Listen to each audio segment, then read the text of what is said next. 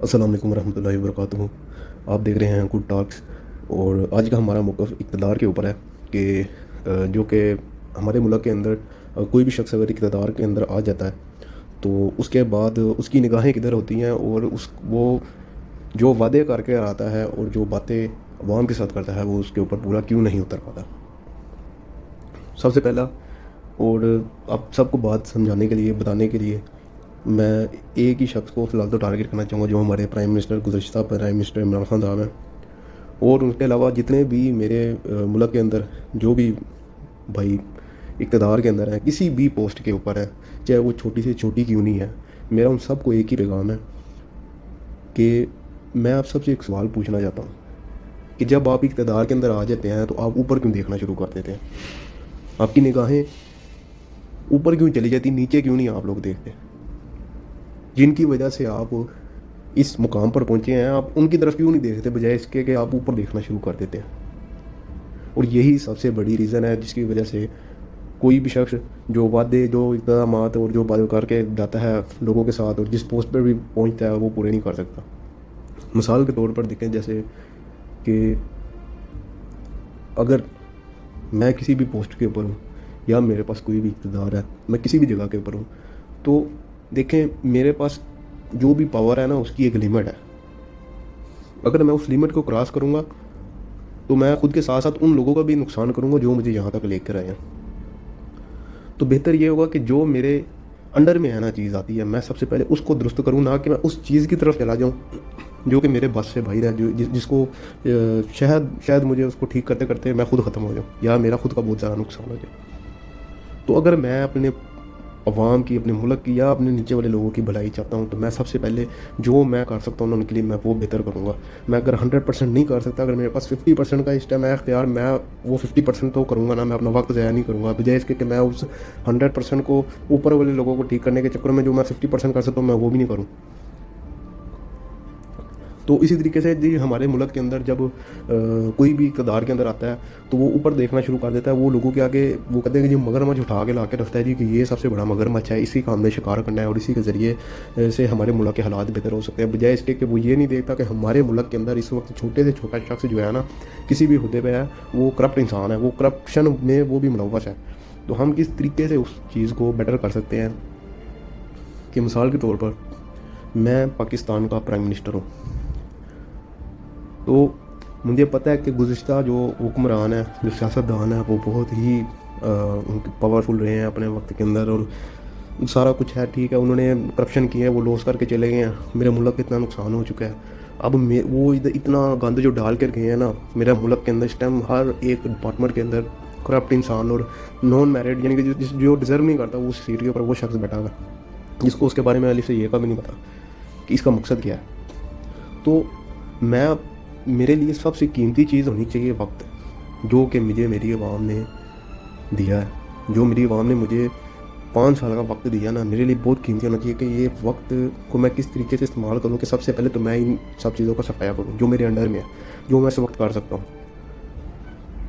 मैं अपने नीचे देखना स्टार्ट करूँ, किधर लोगों के साथ ज़्यादती हो रही है, किस डिपार्टमेंट के अंदर लोग नहीं ठीक है, मैं उन सब को जो सही मेरिट के ऊपर बेस के ऊपर लोग हैं मैं उनको ठीक करना शुरू करूँ, अपना फुल फोकस उधर करूँ, अपने मुल्क को उधर से उठाना शुरू कर दूँ, जो चीज़ें ख़राब हो चुकी हैं उनको ठीक करना शुरू कर दूँ, अवाम के लिए आसानियाँ पैदा करनी शुरू कर दूँ, बजाय इसके कि मैं एक उन लोगों को छेड़ दूँ कि वो कह लें कि जी रुपये में से 4 आने लेके चले गए, ठीक है, और मैं कहूँ जी कि वो 4 आने मैं वापस लाऊंगा तो मेरे मुल्क के हालात ठीक है। मेरे पास इतना वक्त नहीं है, मुझे मेरी ज़िंदगी का नहीं पता, मुझे कल का नहीं पता मैं कल होऊंगा या नहीं होऊंगा।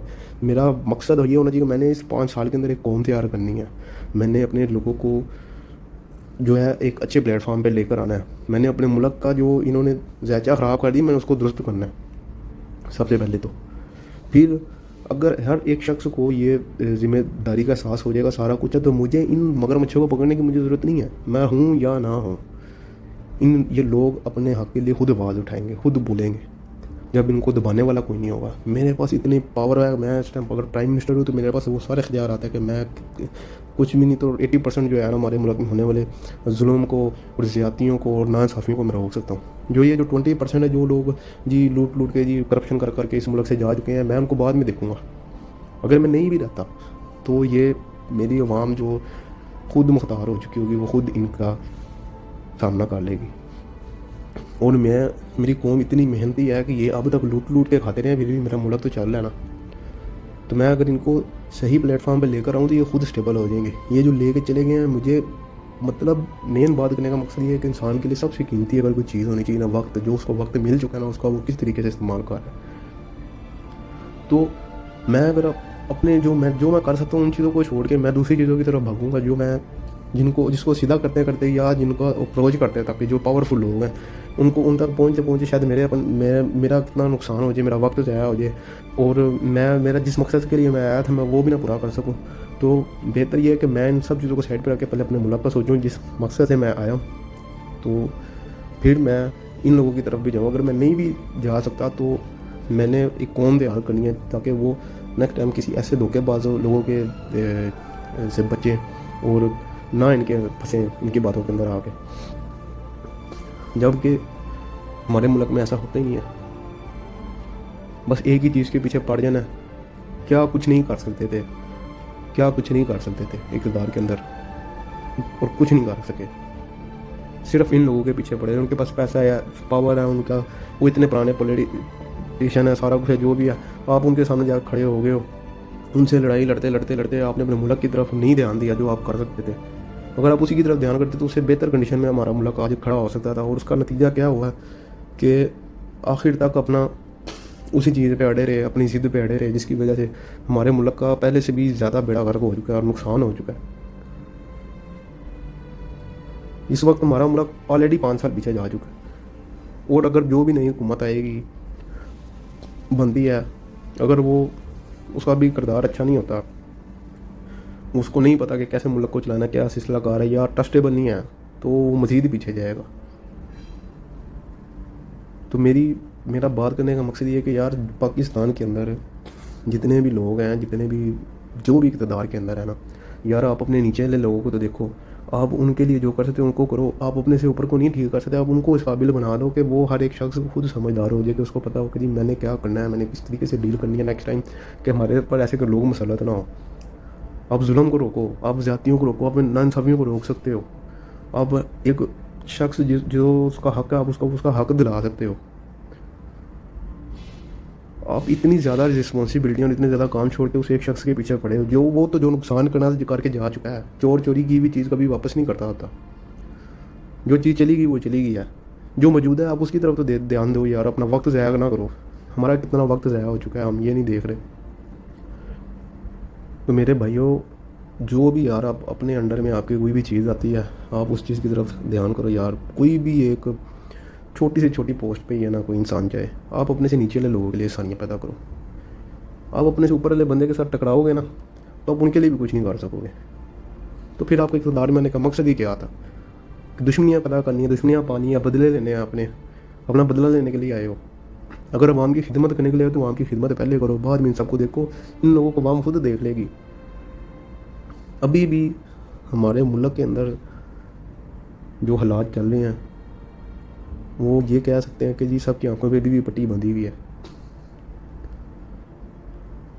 इक़्तिदार के अंदर आने के बाद करना क्या चाहिए और हम कर क्या रहे हैं, ये किसी को पता ही नहीं है।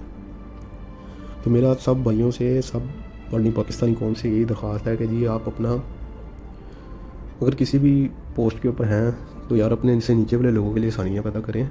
आप अगर किसी जगह पे भी ज़्यादती को रोक सकते हैं, कहीं पे भी कुछ कर सकते हैं, तो उधर करें यार। आप अपने से ऊपर वाली चीज़ को हाथ ना डालें, इन्हीं लोगों ने आपको उठा के ऊपर लेके चले जाना। अगर आप अपने से नीचे लोगों के लिए आसानियाँ पैदा करेंगे, यही लोग आपको वहाँ पर जाके बैठा देंगे जहाँ पे आप जाना चाहते हैं। ना कि आप अपने से ऊपर किसी शख्स की टांगें खींचें या उसके कपड़े ताड़ना शुरू कर दें, उसके शलेते बताएं, तब जाके ये लोगों ने आपके लिए कुछ करना है। नहीं, ऐसे नहीं होगा। आप खिदमत करने के लिए आए हैं अवाम की, तो अवाम की पहले खिदमत करें यार। अपने मुल्क की तरफ ध्यान दें। जो आप कर सकते थे आपने वो किया ही नहीं। हमारा मुल्क तो अभी भी वहीं पे है ना, अभी भी ज़्यादतियाँ हो रही हैं, अभी भी वही सब कुछ हो रहा है। एक प्राइम मिनिस्टर चाहे ना तो पूरे के पूरे अमले का पूरा स्टाफ चेंज कर सकता है।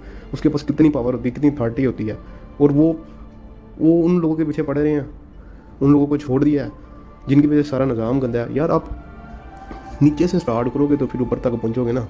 आप दरख्त को ऊपर से काटोगे तो वो फिर बड़ा हो जाएगा। दरख्त को अगर काटना है तो उसको जड़ों से पकड़ो। उसकी जड़ें हमेशा ज़मीन के नीचे होती हैं, ज़मीन के अंदर होती हैं, ना कि ज़मीन से ऊपर होती हैं। तो अगर आपने अपने मुल्क के अंदर से करप्शन और इन चीज़ों का खात्मा करना है तो आपको नीचे से स्टार्ट करना पड़ना है, ना कि ऊपर से। तो मेरी सब भाइयों से दरख्वास्त है कि आप इंसाफ करें अपने से नीचे दर्जे के लोगों के साथ। ऊपर वाला जो भी कर रहा है उसको छोड़ें, जो आप कर सकते हैं वो तो करें ना, क्योंकि बुराई हमेशा नीचे से शुरू होती है फिर ऊपर जाती है। जब नीचे सब कुछ साफ़ हो जाएगा ना तो ऊपर वो कंकाल ही रह जाता है, क्योंकि सप्लाई नीचे से ही होती है। अगर आप इस चीज़ को समझेंगे जितने भी मेरे भाई हैं, तो हमारे मुल्क के अंदर खुशहाली आना शुरू हो जाएगी, क्योंकि वहाँ पे फिर इंसाफ होना शुरू हो जाएगा। आप कुछ नहीं कर सकते, आप 100% नहीं कर सकते। अगर आप 20% भी कर सकते हो तो आप 20% करो ज़रूर। ये ना सोचो कि यार मैं तो कर ही नहीं सकता, इसका करने का क्या फ़ायदा ना सोचें। आप जितना 10% भी कर सकते हैं, 1% भी कर सकते हैं ना कुछ अच्छा, तो अच्छा ज़रूर करें। बाकी मुझे इजाज़त दीजिएगा, अब तक के लिए इतना ही। और बाकी नेक्स्ट वीडियो में जो भी बातचीत होगी इंशाल्लाह ताला आपसे ज़रूर शेयर करेंगे। और दुआ में याद रखिएगा।